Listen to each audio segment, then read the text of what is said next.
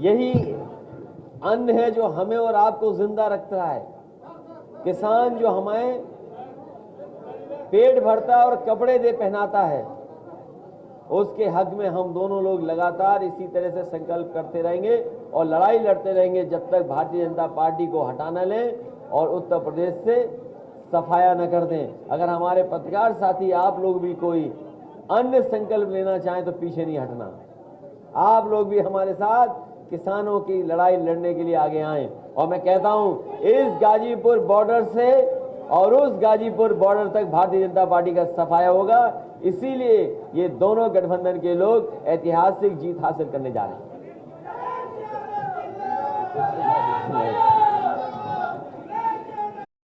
पंडित Amarpal Sharma ji Samajwadi party RLD के प्रत्याशी हैं।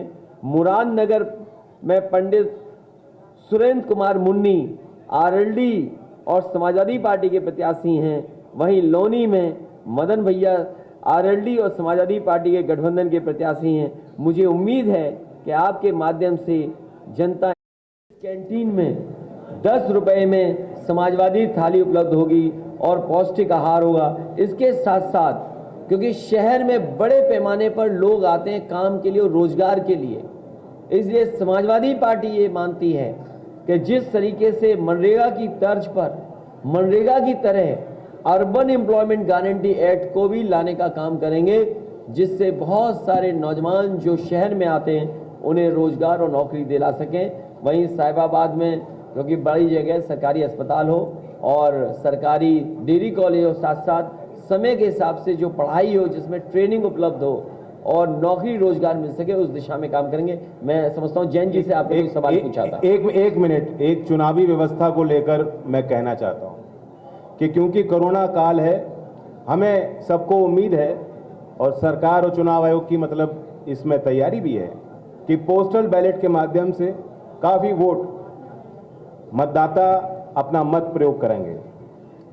इसमें मतदाताओं को भी सतर्क रहने की जरूरत है। जो सरकारी कर्मचारी हैं, जो पुलिसकर्मी हैं, जिनके पोस्टल बैलेट से वोट डलनी है, मैं उनको कहना चाहता हूं कि ये एक फॉर्म है ऑनलाइन, इसको आप डाउनलोड करके, बैलेट फॉर्म है, इस पे अपनी वोट दर्ज कराएं। वोट का अधिकार है, उनका मत अधिकार है। कोई भी किसी दबाव में उनको आने की जरूरत नहीं। कोई उनके सीनियर अधिकारी दबाव बनाने की कोशिश करते हैं, ये उनका संविधान ने उनको अधिकार दिया। तो इस वोट को इसके लिए सतर्क रहें, सुरक्षित रखें और सुनिश्चित करें कि उनकी वोट पड़ी कि नहीं। दूसरी बात, नियम यह है कि मतदान के तारीख से पहले घर घर ये जो फॉर्म उनको मिल जाना चाहिए। अगर नहीं दिया जा रहा तो ऑनलाइन वो उसको ले सकते हैं।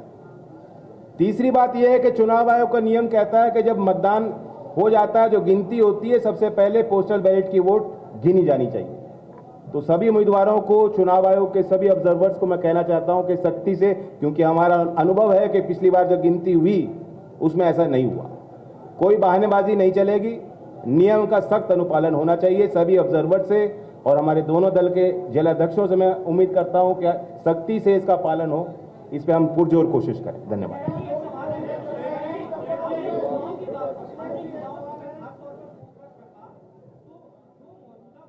तो गाजियाबाद में ये साझा प्रेस कॉन्फ्रेंस चल रही है। जयंत चौधरी आरएलडी के राष्ट्रीय अध्यक्ष और साथ ही समाजवादी पार्टी के मुखिया अखिलेश यादव की ये प्रेस कॉन्फ्रेंस चल रही है, जिसमें बड़ा हमला फिर से बोला है योगी सरकार के ऊपर और कहा है कि किसानों के आगे सरकार ने घुटने टेके, अपने साथ मैं अन्न लेकर चलता हूं, अन्न संकल्प लेने की बात कही है। इससे पहले आपने सुना होगा कि अखिलेश यादव ने बड़ा ऐलान किया था किसानों को लेकर के और कहा था कि 15 दिन में किसानों के गन्ने का भुगतान समाजवादी पार्टी की सरकार अगर आई तो कर देंगे। इस बार भारतीय जनता पार्टी का राजनीतिक पलायन होगा। और आपने देखा नहीं हमारे बाबा मुख्यमंत्री का कैसा पलायन हुआ है। वो पहले अयोध्या से टिकट मांग रहे थे, मथुरा से टिकट मांग रहे थे, प्रयागराज से टिकट मांग रहे थे। भारतीय जनता पार्टी ने ऐसा उनका पॉलिटिकल पलायन किया है कि उन्हें घर भेज दिया वापस। ये दोनों किसानों के बेटे हैं, किसानों के हक के लिए आखिरी वक्त तक लड़ेंगे। और इसीलिए मैं जेब में एक पोटली लेके चलता हूं, लाल टोपी और लाल पोटली। ये अन्नदाता के पक्ष में हराने के लिए, उन्हें भगाने के लिए अन्य संकल्प लेकर के चलता हूं। मैं तो कहूंगा पत्रकार साथियों, अगर आप में भी कोई लेना चाहे तो अन्य संकल्प ले सकता है।